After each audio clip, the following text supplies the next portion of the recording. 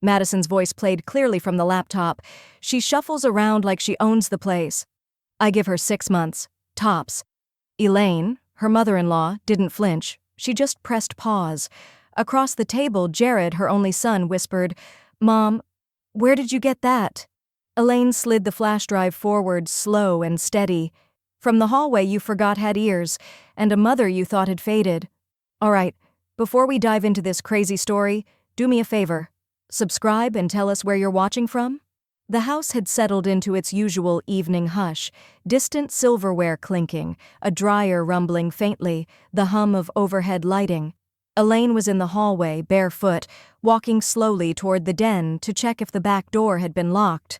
Her mug of tea was still warm in her hand. Then, from the kitchen, Madison's voice, louder than usual. At first, Elaine assumed it was just another FaceTime call. Her daughter-in-law was always talking with her sister, her friends, her girls. But tonight, something froze Elaine mid-step. The cadence was too sharp, too flippant. "Honestly, I give her 6 months. Tops." There was a pause, followed by laughter, tight and casual. "I mean, Elaine, please, I'm already looking at drapes." Elaine didn't move, didn't breathe.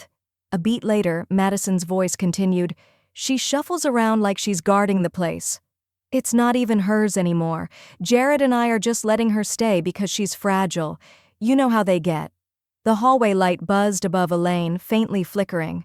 From the kitchen, a drawer opened and closed. Madison was still talking. "She won't even notice we're moving money around. God, you should have seen the paperwork she signs. She thinks reviewing means skimming." Elaine backed up slowly, her socked feet silent on the hardwood. She turned into the study and shut the door behind her. She didn't sit. She didn't fume. She pulled open the top drawer of Charles's desk, the same drawer she hadn't touched since his funeral, and slid her hand beneath the spare checkbook, feeling for what she knew was still there. The old Olympus voice recorder, steel gray, slightly scratched, still holding a faint trace of Charles's aftershave. She flicked it on. Battery intact. Recording function ready. But she hadn't missed it. Madison's phone had been on speaker. The words were already said. Elaine walked to her laptop. Her fingers moved with methodical calm as she inserted the micro USB cable, clicked file transfer, and saved the captured hallway recording onto her desktop. Then she uploaded it to a secure folder on her cloud storage account. The one Jared had insisted was too complicated to need anymore. She labeled the file, Trust Evidence, Primary Timestamp, 8:43 p.m., Tuesday. Outside the study door, she could hear Madison humming off-key to herself, opening a can of something fizzy, texting with someone who still thought she was charming. Elaine stared at the progress bar. 57%, 82%, complete. She sat back and felt her heart slow to a steady, deliberate pace. Let them think she hadn't heard. Let them believe she was still soft. They'd forgotten who helped Charles build the trust, who helped him write the clause about unfit successor trustees, who corrected the estate attorney's grammar with a red pen. The hallway light flickered once more. Elaine stood, walked to the light switch, and turned it off. Time to stop being polite. Later that night, as she folded laundry in the guest room, the one Madison had once suggested they convert into a craft space, Elaine's phone buzzed, a message from her bank. Account activity alert, new name added to joint access inquiry. Elaine stared at it. She folded the last towel, set it gently on the stack, and clicked lock screen. From her drawer, she retrieved a fresh legal pad. The first line she wrote, "They joked about how long I'd last. Let's see how fast they crumble." The next morning, sunlight streamed through the sheer curtains in Elaine's bedroom, turning the dust in the air to gold. She hadn't slept. Not really. Just lay beneath the quilt, eyes open, cataloging every word she'd heard, every silence she'd swallowed over the past year. A soft knock tapped at her door. "Elaine?" Madison's voice, syrupy and too light. "Hope you're up. I made you breakfast." Elaine didn't answer right away. She adjusted her robe and opened the door with a smile that didn't quite reach her eyes. There stood Madison, holding a breakfast tray like it was a peace offering. Scrambled eggs, 2 strawberries, burnt toast, a tiny flower in a bud vase, clipped from the bush Elaine had planted 3 springs ago. "Just thought you deserved a little pampering," Madison chirped, pushing the tray into her hands. "Sorry I was distracted last night. I was exhausted from back-to-back calls. Don't even remember what I said." Elaine accepted the tray with both hands. "That's all right, dear. We all say things we don't mean when we think no one's listening." Madison froze for half a second. Then, recovering, laughed tightly. "Well, enjoy. Let me know if you want to sit outside today. Get some air." Elaine nodded and closed the door without another word. She set the tray down on her writing desk and picked up her reading glasses. The egg steamed gently, untouched. The flower wilted just slightly at the tip. She opened the desk drawer and pulled out a thick, leather-bound folder. Dust clung to the corners. She hadn't opened it in months. Inside, carefully indexed and marked, was the full version of the Carter Living Trust, established jointly in 1997, last amended in 2018. Elaine had helped write it. She still remembered the quiet pride in Charles's eyes when they'd finished. "Fair and firm," he'd said, "built to last longer than either of us." She turned to the section titled Successor Trustee Provisions. One clause was already underlined in red ink. "Authority shall transfer to secondary trustee upon documented physical or mental unfitness of the primary, determined by 2 licensed medical professionals or by court petition." Elaine read it twice. Madison, she now knew, had been betting on unfitness. Silence had never been weakness. It had been calculation. And now it was time to document her side. She picked up the phone and dialed the clinic. "Hi, this is Elaine Carter. I'd like to schedule a full wellness exam, mental and physical if possible." The receptionist hesitated. "Is this for a medical concern?" "No," Elaine replied, her voice steady. "It's for a legal precaution." She hung up after securing the earliest slot. Next Tuesday, morning. She returned to the desk and added a post-it inside the trust binder. Page 12, Clause 7. "Watch their faces when I read this aloud." In the hallway, she heard Madison's laugh drift down the stairs, followed by Jared's lower murmur. The sound had once comforted her, not anymore. Elaine closed the folder, tucked it under her arm, and opened her closet. From the back corner, she pulled down a small locked box, steel, heavy, untouched since Charles died. Inside were receipts, bank ledgers, a jump drive, and one small manila envelope labeled Contingencies, in case of ego. She added a second label underneath it, Madison. As she sipped her tea, Elaine glanced at the tray. The toast was overdone, the strawberries underripe, just enough effort to look generous, without being real. Typical. She picked up her pen and jotted one sentence on her legal pad. "Let them smile. I'll sharpen." The hose was running outside, a soft hiss against the soil. Elaine knelt beside the camellias in her sun hat, trowel in one gloved hand, but her eyes were on the garage door across the yard. Inside, Madison was on her weekly Zoom call with her design consultant, no doubt pitching plans for a kitchen she hadn't paid for yet. She'd made the mistake of calling it a total gut job just days earlier, not realizing Elaine had been sitting on the back steps just out of view. Elaine wiped her hands on a towel, slipped off her gloves, and crossed the patio like she was just heading in for water. Once inside, she turned left, not toward the kitchen, but into the utility room. The old water heater buzzed faintly, the pipes groaning from decades of reliable service. Elaine crouched beside it, reached around the back of the access panel, and pulled loose the taped envelope she hadn't touched since Charles passed. Inside, a small brass key on a green tag. The ink had long faded, but the initials E+C still pressed faintly into the plastic. She stood, walked with purpose to the far closet in the guest room, Charles's old study, now mostly used for Christmas storage and forgotten boxes, and knelt before the bolted floor safe under the antique writing desk. The key slid in smooth. The click echoed like a bell. She opened it. Inside, everything was still where Charles had left it, labeled folders, sealed envelopes, his handwriting neat and underlined in blue. She pulled them out one by one. The original will, a notarized copy of the revocable trust, a folder labeled "Hold unless Elaine says otherwise," and a thick sheaf of paperwork marked "Property Transfer, Carter Residence, Unexecuted." Elaine sat back on her heels. Unexecuted.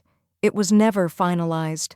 The house had never officially transferred into Madison and Jared's name. Charles must have paused it, or reconsidered.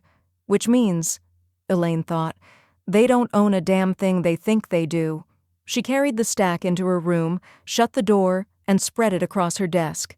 Among the documents were Charles's notes. His handwriting still strong, the margins littered with phrases like, "No rush, don't trust M's pressure," and "Elaine must sign, or it's invalid." Elaine skimmed further, until she found it. The detail Madison clearly never knew existed. In absence of completed title transfer, Elaine retains full residential ownership. No legal claim may be made by spouse of successor trust. She exhaled, then smiled. The next hour was spent scanning, uploading, encrypting. She moved like a woman with purpose and a ticking clock, not panic. When Madison knocked lightly an hour later, "Elaine, I'm running to Home Depot. Need anything?" Elaine called back, "I'm all set, dear. Just organizing old paperwork." "Oh," Madison said after a pause. "That's good." Elaine waited until the car pulled out of the driveway. Then she pulled out her phone, found the number in her saved contacts, Michael Travers, trustee, and tapped call. He answered on the second ring. "Elaine, it's been a while." Her voice was clear. "I'd like to request a meeting. Quiet. No family present." There was a beat of silence. "Is this urgent?" "Yes," she said, "but not rushed." "I can make time Thursday. I'll book the private room." Elaine smiled. "Bring a red pen." As she hung up, she looked at the scanned document again, the property still legally hers, untouched by Madison's plans or assumptions. Outside, a breeze swept through the camellia bush. The hose had been shut off. Nothing left running, except her resolve. The camellia bush outside her window swayed in the same breeze that had rustled the envelope Elaine tucked into her briefcase just days earlier. That folder, proof the house was never legally transferred, now rested in a fireproof safe beneath her bed. And while Jared and Madison gossiped in the kitchen about brunch reservations, Elaine sat in her bedroom with her laptop open, watching a small green light blink from the corner of her bookshelf. The private camera, no bigger than a thimble, had already started recording. She clicked open a new document.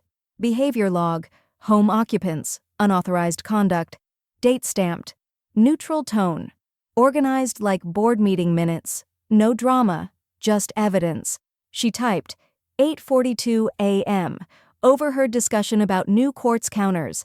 Madison mentioned finalizing plans for space she does not legally own. 9:07 a.m., reviewed joint credit activity. Noted flagged transaction labeled consulting fee with no prior approval. The keys clicked steadily beneath her fingers. Elaine wasn't just documenting. She was building a dossier. By Saturday, the house was prepped for Madison's spring refresh brunch. All linen napkins and curated playlists, fluff meant to impress guests, not feed them. Elaine was offered a polite seat in the corner, like a decorative vase with gray hair. She accepted, smiling, listening. Halfway through the third mimosa round, a young woman from Madison's yoga group asked, "So, Elaine, do you just love being here with the family all the time?" Before Elaine could speak, Madison cut in, "Oh, Elaine's a classic. We just don't let her near the espresso machine. Don't want her too wired. She might start running laps around us." Laughter, and then the line that would end up on a legal transcript. "Don't give Grandma too much coffee. She might outlive us all and cancel the remodel." Elaine didn't flinch. She just reached into her purse, gently tapped the slim voice recorder, and let it run. Later that night, she transferred the brunch audio file to her desktop. As she played it back, Madison's voice rang clearly above the laughter. The recording quality was crystal, a benefit of years teaching middle school debate. Elaine had always known how to make a mic pick up tone, not just words. She renamed the file Trigger Audio 2, Too Much Coffee. She uploaded it into an encrypted folder labeled contingency, asset retention. Then she added a second copy to a password-protected flash drive and labeled it in her tidy, looping cursive, Evidence, Exhibit B. After locking the drive away in her drawer, she opened a new email to Carol Ames, her estate attorney. Subject: Behavioral pattern. Secondary trustee attachments, 1 audio file, 1 log entry message. Please add this to the trust review file. See note on timestamps. EC. She hit send, closed the lid of her laptop, and stood to draw the curtains. The house was quiet again. Too quiet, like it was waiting for a command. Elaine walked to her bookshelf, retrieved her copy of The Art of War, and slid the flash drive inside the hollowed spine she'd carved herself last Christmas. War required preparation. She wasn't old news. She was the headline they never thought she'd write. The hollowed-out spine of The Art of War sat open on her desk, its hidden flash drive now safely in transit, hand-delivered by a courier to her estate attorney that morning.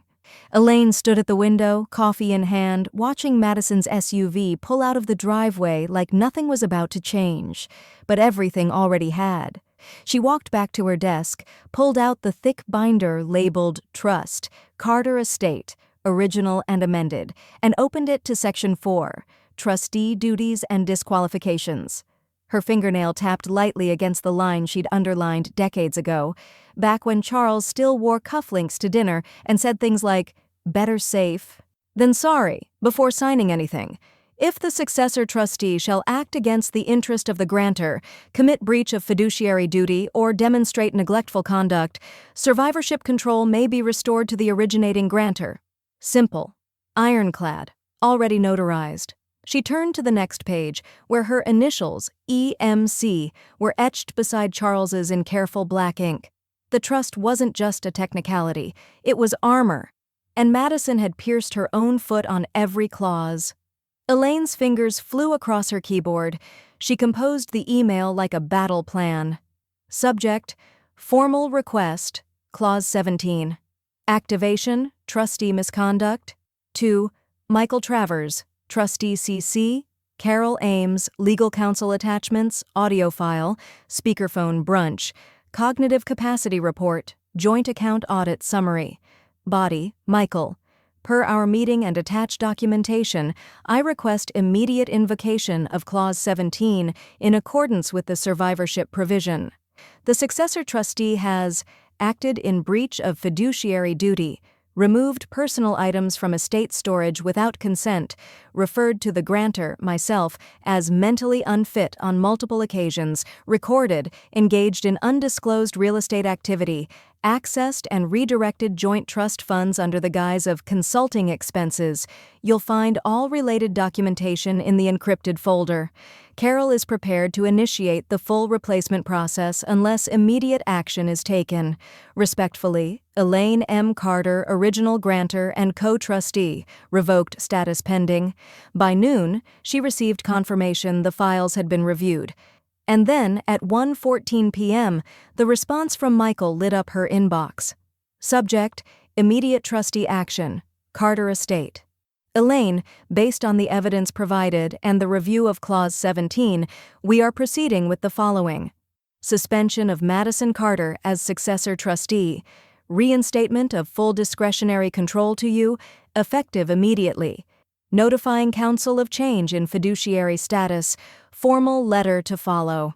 I will speak with Carol to coordinate revised paperwork. Regards, Michael Travers. Trust Administrator. Elaine leaned back in her chair, her hand hovering over the mouse like it had just pulled a trigger. She didn't cry. She didn't smile. She simply whispered, "Good." Outside, birds chirped in the hedges, oblivious to the tectonic shift. Jared stood near the grill, flipping chicken with one hand and scrolling with the other. Madison was inside, chatting on Bluetooth about a vision board and what sounded like backsplash samples. Elaine walked into the kitchen, poured herself a fresh cup of tea, and pulled out her small, leather-bound planner. She wrote one line across today's date: power restored. Then she returned to her room, shut the door gently, and opened a new folder on her desktop. Next steps. Phase 2. Inside it, she dragged a copy of the email from Michael, plus her own notes from their last call. She renamed it Revocation Complete, Madison Suspended.pdf. That evening, Madison burst into Elaine's room without knocking, holding her phone in one hand and confusion in the other. "Did you do something?" she snapped. "Michael just called. He said I've been suspended as trustee. He said you're taking over again." Elaine looked up from her book. Bleak House. She slid a bookmark in and closed it. "I didn't do anything," she said, voice velvet. "I simply enforced what was already written." Madison's jaw flexed. "You can't just rewrite everything." Elaine rose slowly from her chair and walked past her to the door. "Madison," she said, resting one hand on the knob, "I didn't rewrite the rules. I remembered them." And with that, she closed the door softly behind her. Elaine stood at the doorway for a long moment after closing it on Madison's stunned expression. The hum of the house felt different now. It wasn't just hers legally, it was hers tactically. Downstairs, the refrigerator hissed, and the pipes behind the walls ticked as the water heater adjusted. But Elaine didn't move toward the kitchen. She walked back to her room, pulled out her planner, and flipped to the yellow tab labeled Phase 2. In neat blue ink beneath it, a single line: Forensics, Financial, Audit all trust access. Madison had taken liberties. Now Elaine would take inventory. 2 mornings later, she stepped into the corner office of Silva Forensic Auditing, where the blinds were always half drawn, the air faintly smelled of toner and legal paper, and the receptionist didn't make small talk. That was how Elaine liked it. Across the desk sat Mason Silva, a mild-mannered man in a charcoal sweater who had once uncovered embezzlement at a local hospital board. Elaine trusted him with numbers the way she once trusted her husband with legacy. Mason clicked through the statements she'd provided: 9 months of estate transactions, credit account access logs, and joint trust payments. Elaine watched as his eyes narrowed. "Interesting," he said softly, scrolling. "Several entries labeled consulting fees, but none of these payees are registered businesses. And look at this, $2,100 paid to a staging company. Why would an estate trust need staging?" Elaine's voice was dry but steady. "Because someone's planning to sell a home she doesn't own."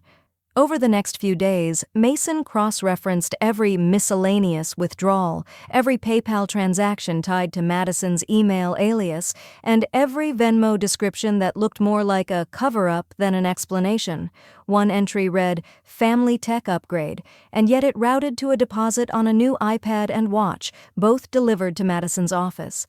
Another stood out more than the rest: $4,500 to Caroline Realty Consulting, withdrawn just 2 days after Elaine had been in the hospital for a routine scan, when Madison had assumed she was sleeping more than paying attention. "She didn't just dip into the funds," Mason said during their final meeting. "She used them like a testing account, low transfers, masked receipts, always on Fridays. She was betting on you not noticing." Elaine nodded once. "That's the pattern of someone building distance between fraud and discovery."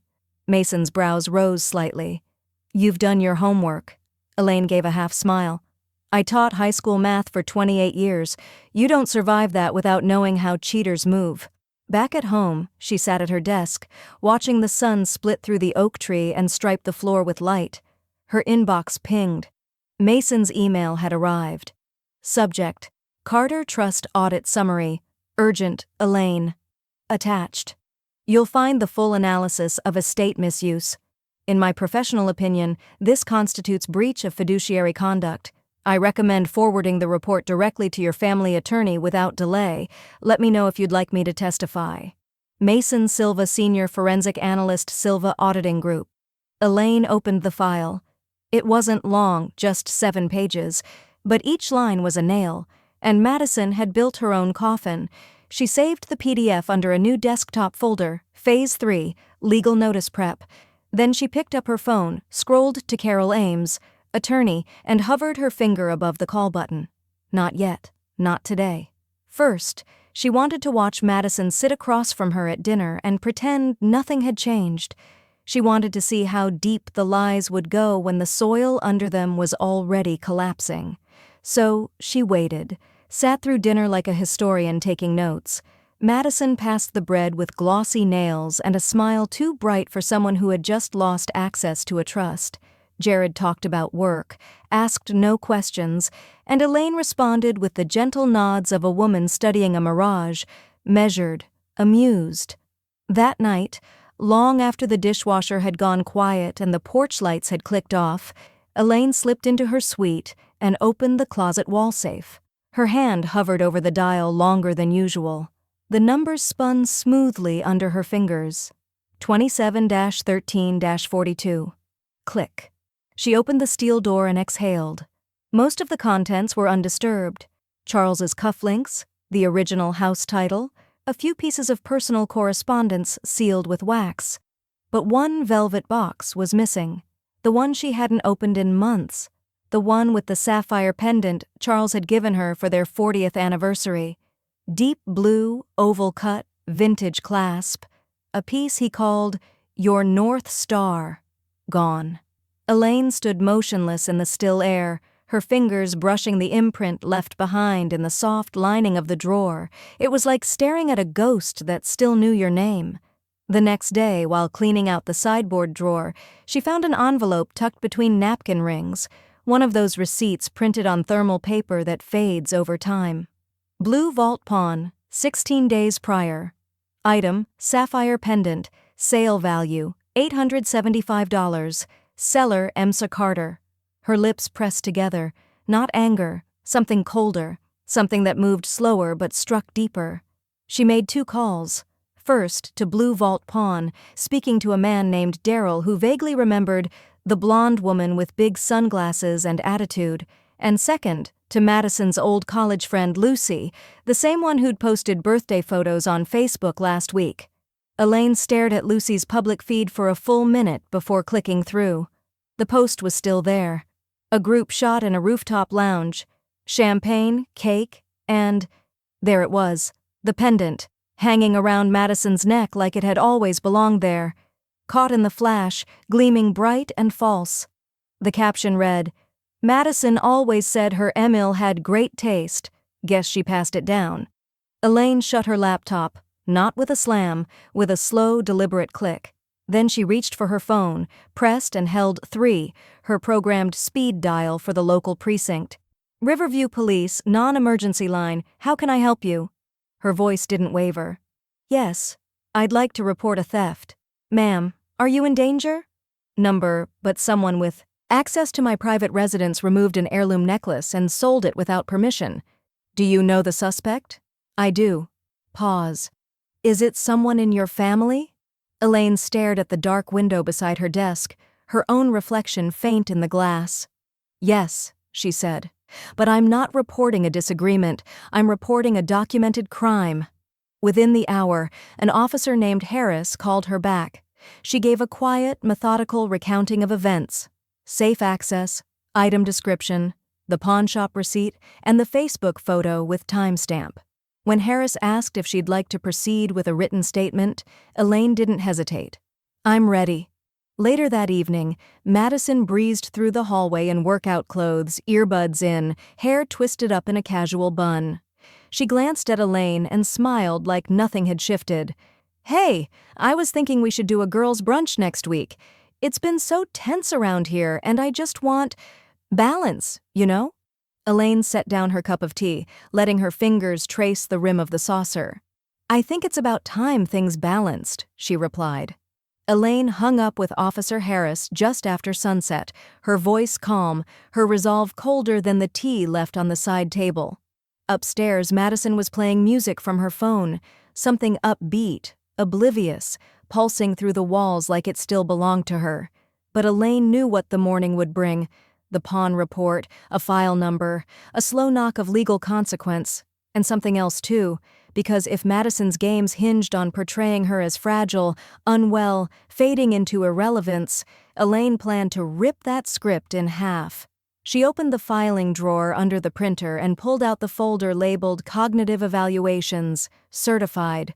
Inside were the documents from her most recent assessment, physician notes, signed forms, even a digital scan of her last MRI. Dr. Levin had made a point of it. "You're in excellent shape, Elaine, mentally sharper than most of my 50-year-old patients." She highlighted the paragraph that mattered. No indications of memory loss, impaired reasoning, or cognitive decline. Subject is alert, consistent, and fully oriented to time, place, and situation. Elaine placed the original into a new envelope, added a notarized affidavit of legal capacity, and slid it all into a pristine white FedEx packet. Recipient 1, Richard Benton, trustee. Recipient 2, Carol Ames, estate attorney. Recipient 3, Hollow Ridge Medical HR Department, ATTN Compliance Division. Because Madison might smile at brunch and pose for photos, but she was also a licensed healthcare administrator bound by ethics clauses. Elaine had double-checked them. Any proven attempt to manipulate a senior's assets under false claims of incapacity? That wasn't just ugly family drama, that was a professional violation. At the post office, she paid for overnight shipping and requested signature confirmation. As she stepped back into the morning air, a breeze pulled gently at her coat collar. She pulled it snug and kept walking, past the bakery Madison always name-dropped, past the boutique she'd once overheard her daughter-in-law mocking. "It smells like cedar and widows." Elaine stepped inside, bought a candle anyway. Later that afternoon, she sat by the window watching crows pick at a patch of lawn. Her phone buzzed on the table, an email alert from her legal folder.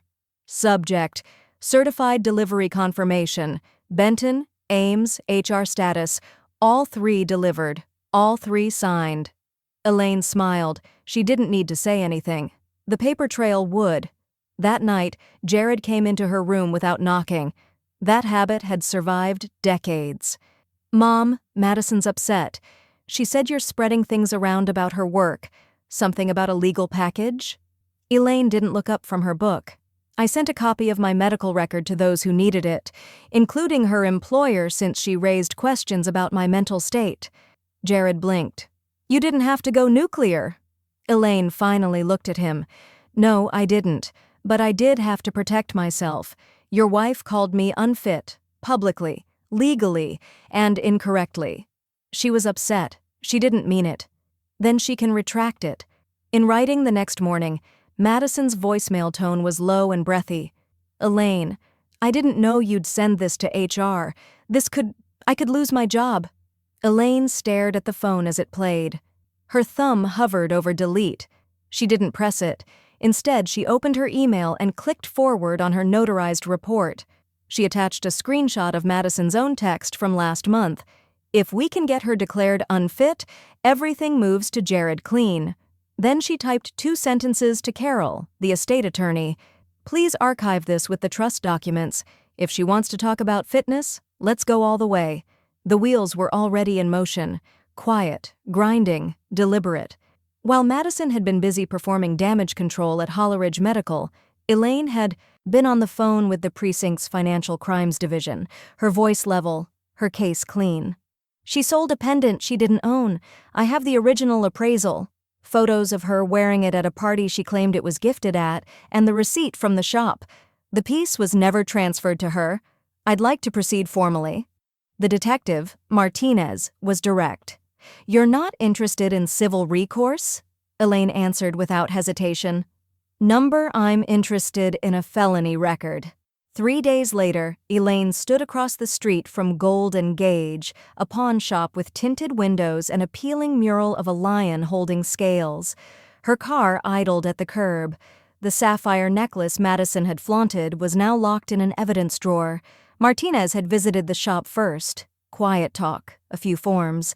Then a plainclothes officer was positioned behind the register. The pawnbroker had flipped easily, resented being lied to about the item's ownership, and was eager to cooperate. Now, all they needed was Madison. Elaine watched as Madison's silver SUV pulled into the lot, tires brushing against the cracked curb. She stepped out, dressed like the occasion was social, dark sunglasses, a woven tote bag, and an easy half-smile like she was visiting a boutique, not a criminal scene. Elaine's phone buzzed once, a message from Martinez. "She's here."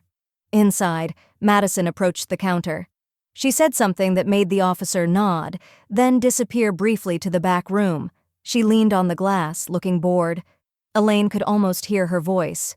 "I'm just picking up my pendant. Bluestone gold bezel, family heirloom. But the moment didn't go as she expected. The plainclothes officer reappeared, not with a pendant, but with a clipboard and 2 uniformed deputies. Madison blinked, frowned, started to speak. Then the handcuffs came out. Elaine stayed seated behind the tinted glass of her sedan. From where she sat, she couldn't hear Madison's voice, but the gestures told enough of the story. Wide eyes, shaking head, palms out in protest, then flat against the hood of her own car. The deputies spoke with cool precision.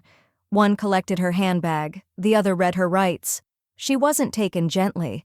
As they guided her into the back seat of the patrol car, Madison looked around the block, eyes scanning wildly for Jared, for someone, for anyone. They landed briefly on the silver Camry across the street. Elaine didn't flinch, just slowly pulled her sunglasses down from her hairline and rested them across her face. That evening, the house was quiet. Jared was still at work, and Madison, for the first time in months, was absent. Legally, forcefully absent. Elaine reheated a cup of leftover mushroom soup, stirred it slowly, and sat by the kitchen window. The silence was crisp, not lonely, just deserved. She opened her laptop and typed up a simple email. Subject: Arrest documentation. Forward to trustee and attorney arrest occurred at 11:43 a.m. Pawn receipt, witness statement, chain of evidence attached. Please initiate Trust Clause 14. Immediate beneficiary review. EMC. She hit send. Across the kitchen, the Sapphire's twin, an old brooch she hadn't worn in years, gleamed from inside a velvet box. Some things you kept, others you reclaimed. Jared came home at 6:13 p.m., his footsteps slower than usual. Mom, have you seen Madison? Elaine looked up from her crossword. She's been busy today. He frowned. I got a message from the precinct about a bond hearing. What happened? Elaine closed the puzzle book gently. She'll tell you if you ask the right questions. And if not, well, her lawyer will. Jared's mouth parted like he might argue, but nothing came out. Elaine stood, walked past him, and paused only once. She wasn't just showing off jewelry, she said softly. She was showing off how safe she thought she was. Then she climbed the stairs. The next morning, Elaine stood by the mailbox, holding a manila envelope like a ceremonial flag. The dew hadn't dried yet, and the mist clung to the lavender near the gate, her husband's favorite planting, the one Madison nearly replaced with ornamental grass. She slid the envelope in, shut the lid, and exhaled. Inside were the final documents. Official. Sealed. Notice of termination of occupancy. 30 days. It wasn't revenge, it was reclamation. The evening news barely covered Madison's arrest, a 2-sentence readout about ongoing investigation into allegations of financial misconduct involving estate property. But word spread fast in their suburb. Hollow smiles followed Jared at the grocery store.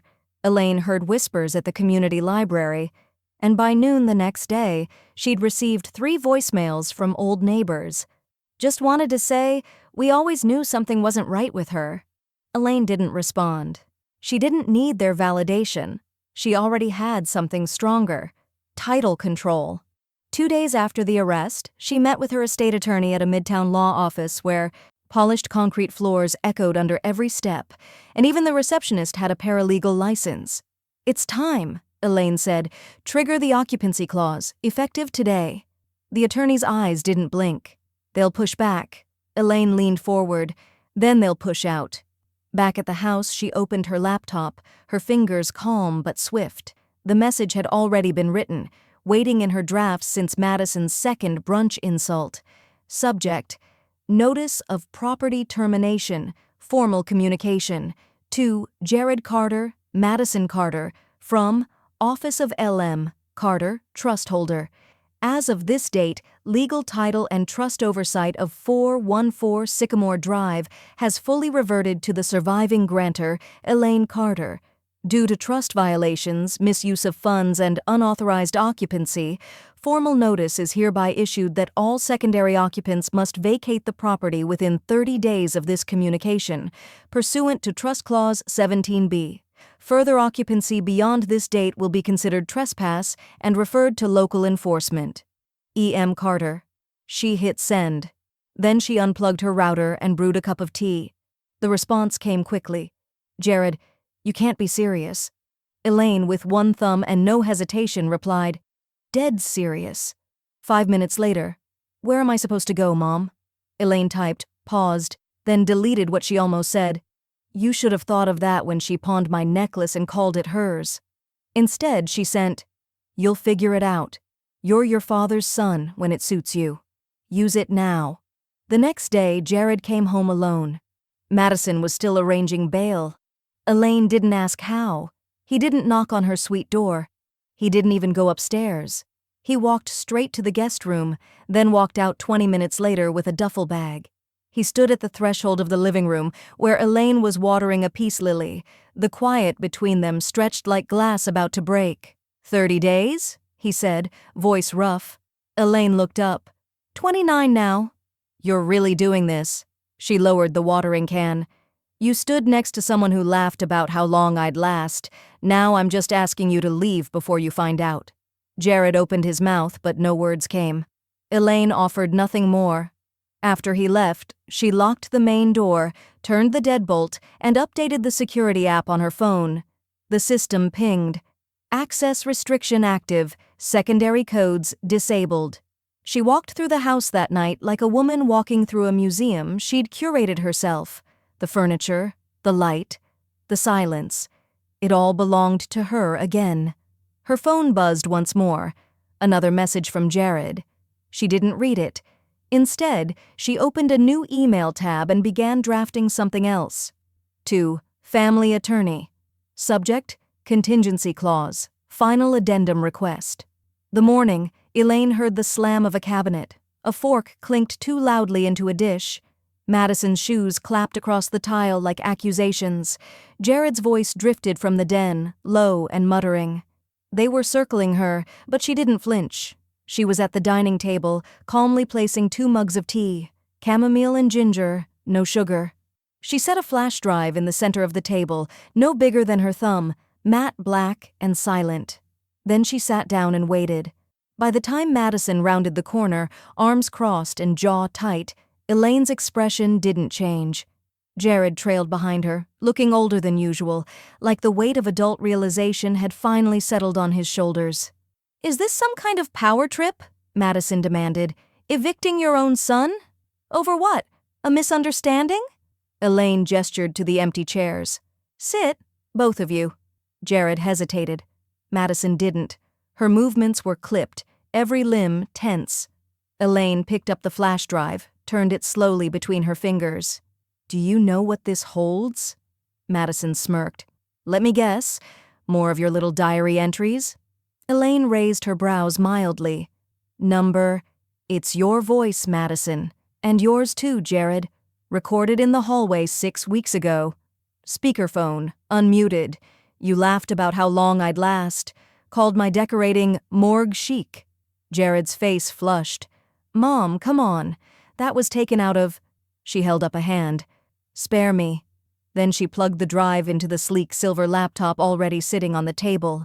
1 click, 1 file, 1 moment. Elaine? Please? She'll be gone in 6 months. I'm already looking at drapes. Madison's voice echoed clearly through the room, tinny but unmistakable. She won't even notice we're moving money around. Elaine didn't look at them. She watched the window, watched the wind shift through the sycamores outside like nothing had changed. But everything had. Madison's hands twitched in her lap. Jared looked like he might say something. An apology, maybe, or another excuse. But Elaine didn't give him the chance. I played this recording for the trustee. I included the brunch audio, the forensic audit, my clean bill of cognitive health. The law doesn't favor neglect or entitlement. Jared leaned forward. We never meant... Elaine's voice was a scalpel. You meant every word. You just didn't think I'd hear it. Madison's veneer cracked. You can't just throw us out. I'm not throwing you out, Elaine said softly. You were never on the deed. You were guests. The moment you stopped acting like family, you became tenants, temporary ones. She reached into the folder beside her and slid 2 crisp copies of updated documents across the table. Trust amendments, notarized and time-stamped. Madison stared. Jared didn't touch his. Elaine let silence settle again. Let it weigh. I've spoken with my attorney, the trustee, and the county. You have 3 weeks left. If I find any further tampering with the accounts or with my belongings, I'll have law enforcement handle it directly. Jared finally found his voice, but it was ragged. You're cutting us out completely? Elaine stood. Slowly, with intention. I didn't. You did. With every joke, every stolen item, every casual cruelty, you rewrote your place in this house long before I revised the documents. Madison's lip curled, but her posture sagged, like something had deflated. You think this makes you the bigger person? No, Elaine said gently. It makes me the one who finally stopped shrinking. She moved to the edge of the room and paused with her hand on the doorframe. You wanted me gone, she said without turning. Now you get your wish. From the will, from the trust, from everything I built with your father. She turned back just long enough to meet their stunned, silent eyes. And in the softest, calmest voice she could muster, Elaine delivered the final blow. That's what cost you the inheritance. The word inheritance hadn't even finished echoing through the room before Madison's voice cracked wide open. You can't be serious, she blurted, rising from the couch, her wine glass rattling against the side table. You're going to cut us out over one stupid joke? She was shouting now. That wasn't even meant for you. Elaine calmly stood and picked up the flash drive, slipping it into the velvet pouch she'd kept from her anniversary ring. It wasn't a joke, she replied, voice even. It was a summary. Madison's face flushed deep with disbelief, eyes darting to Jared, who looked as if his skin had turned 2 sizes too tight. Mom, come on, he said, his voice too soft for the moment. We've all said dumb stuff under stress. Can't we talk about this before lawyers get involved? Elaine turned slowly to him, gaze sharpened like a whetstone. Lawyers have been involved for a while, Jared. You just weren't copied on the emails. That week, court filings moved quickly, thanks to Madison's signature pattern of arrogance and sloppiness. The pawn slip, the altered bookkeeping, the diverted funds, all presented in one meticulous portfolio. Elaine didn't say a word at the hearing. She didn't need to. Her attorney did the talking. The evidence spoke louder. When the judge read aloud the restitution amount, $18,600 in pawn proceeds, $9,200 in estate-billed expenses, $4,000 in attorney's fees. Madison sat in the defendant's chair, blinking so rapidly it looked like denial was trying to blink her out of existence. The courtroom's fluorescent lights were too harsh for someone used to filtered brunch selfies. Elaine sat composed, gloved hands in her lap, lips tight as stitches. She didn't smirk. She didn't cry. She just watched the ruling land like the sound of a gavel wasn't new, but overdue. The next morning, Jared knocked on her door. No Madison this time. Elaine had been expecting it. He didn't look angry, just defeated. I know what she did. I can't defend it. I'm glad you're not trying, Elaine said, letting him in. I know you're changing the trust, he added, almost too afraid to ask what came next. But I still want to be part of the family, part of your legacy. She poured coffee into 2 porcelain cups she hadn't used since before Harold died, the room filled with warmth and silence, both of them steeping in it. I believe you, she said at last, but belief isn't trust. Not anymore. His eyes fell to the coaster, his shoulders sinking. So I'm out? Elaine took a small envelope from the sideboard and slid it across the table. Jared opened it slowly. Inside, a single-page trust amendment, his name reinstated as a secondary beneficiary. But there was a clause. Line 5 read, Any inheritance to Jared M. Carter shall be null and void upon resumption of cohabitation, legal partnership, or financial dependence involving Madison R. Carter. His eyes froze on the line. She's my wife. Elaine nodded. And this house was mine. For a long time, neither of them said anything, just the tick of the antique mantel clock and the soft hum of consequence. That night, Elaine stood at the edge of the garden with her late husband's old shawl over her shoulders. The wind was sharp, but invigorating, like change itself. A notification lit her phone. Email, Circuit Court Disbursement, RE, Asset Recovery Settlement. She read it once, then deleted it. She didn't need to keep receipts anymore. She was the receipt. The next morning, Elaine stood at the filing cabinet in her study, her fingers hovering over the tab marked Estate Pending. It was the last drawer left to sort, the final item on her checklist. The disbursement email had barely faded from her inbox, but she didn't need time to reflect. She needed a pen. Legacy wasn't something you waited to define, it was something you underlined. She pulled the tab open and took out a crisp folder labeled in Harold's careful handwriting, Succession Options. Elaine opened it and laid the pages flat on the mahogany desk. Harold had written most of this before the diagnosis. There were sticky notes still clinging to some of the lines. "Let this breathe," one read in his old fountain pen script.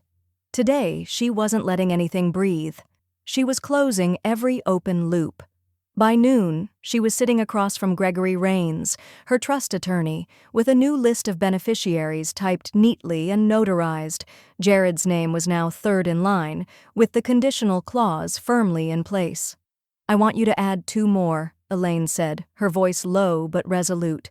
Gregory adjusted his glasses. "You're removing Madison entirely?" "She removed herself," Elaine said.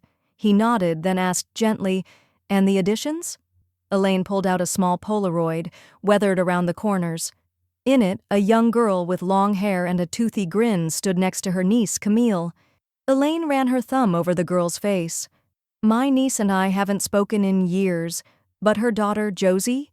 She grew up, went into social work, works with displaced teens now, runaways and group home survivors." Gregory's brow lifted. "You want to leave something for Josie?" Elaine didn't hesitate. "Half? The other half to a scholarship fund. In Harold's name." Gregory leaned back. "That's quite a shift. She reminds me of who I was before I was polite," Elaine murmured. "And Harold would have wanted it to go to someone who makes the world kinder, not curated." The scholarship paperwork took 2 days. Elaine handled the calls herself. The First Foundation hesitated until they Googled her name and saw the court filings. "Ah," the director said, voice tinged with admiration. "You're that Mrs. Carter." Elaine only smiled. "The very one." Later that week, she met Josie for lunch. She didn't explain much over text, just said she wanted to catch up. They chose a sunny cafe on 14th Street near Josie's outreach office. Josie arrived in scrubs and Converse, her hair in a frizzy bun, and a badge clipped to her hoodie that read, "Every kid counts." "Wow," Josie said, sliding into the seat. "Didn't think you'd ever reach out again." Elaine shrugged. "Didn't think I'd have to." There was no bitterness, just a strange, mutual understanding. They talked about Camille, about the years that frayed after Harold's funeral, about the distance and the guilt and the clarity that only comes when you stop apologizing for surviving. Then Elaine slid an envelope across the table. Josie blinked. "What's this?" Elaine took a sip of tea. "A copy of the updated trust. You're in it." Josie's eyes widened. "What? Why?" "Because you didn't ask for anything, and you've spent your whole life giving." For a moment, Josie was silent. Then she smiled. "You know, my mom used to say you were the sharpest woman she ever met. Scared the hell out of her." "Good," Elaine said. "That means she respected me." That evening, Elaine sat at her desk with the lamp low and the envelope addressed. She slid the final copy of the trust amendments inside, sealed it, and added a single post-it to the front. Subject, final version. Filed with no contest clause active. She stared at it for a moment, then added the words, "Thank you for the delay." It gave me time to clarify. With practiced grace, she clicked send on the digital copy to Gregory. The screen pinged, sent, 8:47 p.m. The cursor blinked at her like a final heartbeat of an old chapter. Elaine closed the laptop, then poured a small glass of bourbon, Harold's favorite. "To legacy," she whispered, "one that lives longer than I will." The envelope was gone, mailed, scanned, submitted, legally irreversible. Elaine watched the postman tuck it into the blue box from her front window. The sun glinted off the aluminum lid like punctuation. Sharp, final. By the time she turned away, she already had the next move lined up. She headed to the hall closet and retrieved a yellow legal pad. At the top was the word inventory. Beneath it, a list. Every overpriced, cold-shouldered piece Madison had imported into the house over the past 2 years. The velvet chairs no one sat in, the $6,200 chandelier that never matched the molding, the faux Art Deco mirror Madison swore gave the house presence. Elaine had another word for it: clutter. She circled the final item, drew a line beneath the list, and wrote in her neat, looping cursive, "Auction proceeds, transfer to Haven House Women's Shelter." The same shelter Madison had scoffed at during a holiday fundraiser. "I'm sorry, but some people are just not built for better." Elaine had smiled politely then. She wasn't smiling now. The estate sale was billed as a designer liquidation, lightly used luxe furnishings. A reputable auction house sent a team out in black polos and gloves. Elaine stood by with tea in hand as they cataloged each piece, barcoded it, and rolled it into the loading van. The dining chairs squeaked slightly against the wood floor. Madison's voice echoed faintly in Elaine's memory. "These are imported from Belgium. Don't let Mom sit on them in house clothes." Elaine set her mug down and helped carry the last one out. The auction went live at 9 a.m. sharp. Bidders buzzed over the Persian rug. The credenza went to a couple in Charleston. The faux deco mirror fetched double what Madison paid. Ironic, Elaine thought, how some things only gain value when you remove the ego attached to them. By noon, her Haven House donation account had received 5 direct transfers. She called the director personally. "I'd like it earmarked for job readiness support," Elaine said. "Resumes, work clothes, therapy, things that actually restore dignity." The woman on the other end was quiet for a beat. Then she said, "You don't sound like a donor. You sound like someone who's been left out." Elaine replied, "I sound like someone who found the volume button." That evening, Elaine walked through the nearly empty formal dining room. The bare walls echoed slightly. There were ghost outlines where furniture had once stood, and the scent of lemon oil lingered in the air from where she'd wiped down the hardwood. It didn't feel vacant. It felt reset. She stepped into the pantry and pulled out a slim white envelope she'd set aside days ago. Inside, a single note card. She placed it gently on the center of the table, the only thing left in the room now. The note read, "Don't redecorate what you didn't pay for." In the silence that followed, she opened her phone and typed out one more message. This one went to the realtor who'd been quietly helping her price the secondary lot Madison had also tried to claim. The text was simple: "Clear to list. Seller, E. Carter, sole owner." Her phone buzzed a second later with a thumbs-up emoji and the word, "Understood." Elaine turned off the lights and walked out of the room, her footsteps confident, unhurried. The house no longer looked like Madison's catalog. It looked like someone had finally opened the windows. The card remained on the empty dining table for 3 days, unbothered, untouched, like a verdict carved into linen. On the 4th morning, the movers arrived, not for Elaine, for the furniture that Madison had chosen, charged, and now legally relinquished. Elaine stood in the entryway, her arms folded as men in blue uniforms wheeled out the velvet chairs and brass-legged console table Madison had bragged about on Instagram. They didn't know the backstory, they just knew the job was prepaid, and the address led to a downtown women's shelter. The scent of lemon polish still clung to the wood as it passed Elaine by. She didn't flinch. She simply turned toward the staircase. One last look at the home she once shared with a husband, then unwillingly with a daughter-in-law, and now, again, with no one. That part was done. 2 weeks later, she stood at the floor-to-ceiling windows of her new condo. 18 floors up, the city buzzed beneath her like possibility. "Elaine, these are divine," a younger woman said from behind, holding a delicate glass of Tempranillo. "Where did you find this cheese?" Elaine turned with a sly smile. "I aged it myself, just like the plan." The room was softly lit by globe pendants, warm and amber. The table was crowded with books on trust law and asset protection, her own notes scribbled in the margins. Around her were 6 women in their 30s and 40s, sipping and learning. One was a social worker, another a real estate agent, a third recently divorced and determined never to be sidelined again. Elaine wasn't hosting a party. She was holding court. The evenings had become a rhythm. On Tuesdays, she led workshops on estate literacy. Thursdays were for wine and open Q&As. Sundays, she met privately with women whose voices had been dimmed by husbands, sons, lawyers, or shame. "You have to name your conditions," she told them, "not just your heirs." "What if it causes drama?" one asked. Elaine had only smiled. "Drama is temporary. Disinheritance is permanent." The condo wasn't grand, but it was hers. Deep mahogany floors, framed photos of her and Harold in Yosemite, and one of her kissing a baby on the forehead, Jared, before it all turned.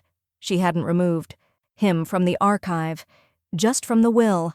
She still remembered the day she handed over the revised documents. Gregory had raised an eyebrow at the final clause, the one about Jared's disinheritance if he ever shared a residence with Madison again. "Blunt," he'd said. "Precise," she'd corrected.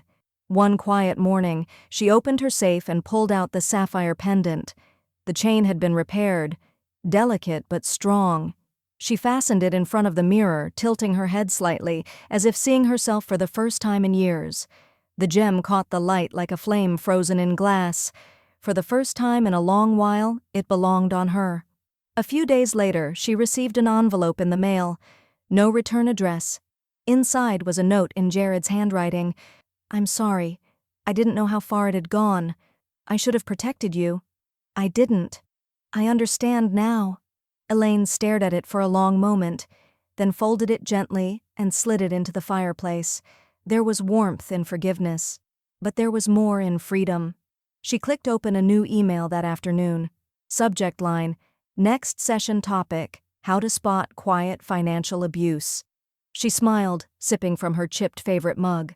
The handle was cracked, the paint worn. She could have replaced it, but she didn't want to. Some things deserved to outlast everything built to replace them. That night, as city lights blinked on below her like applause, Elaine stood on her balcony in a cashmere shawl and pressed play on her favorite record, Nina Simone, "Feeling Good."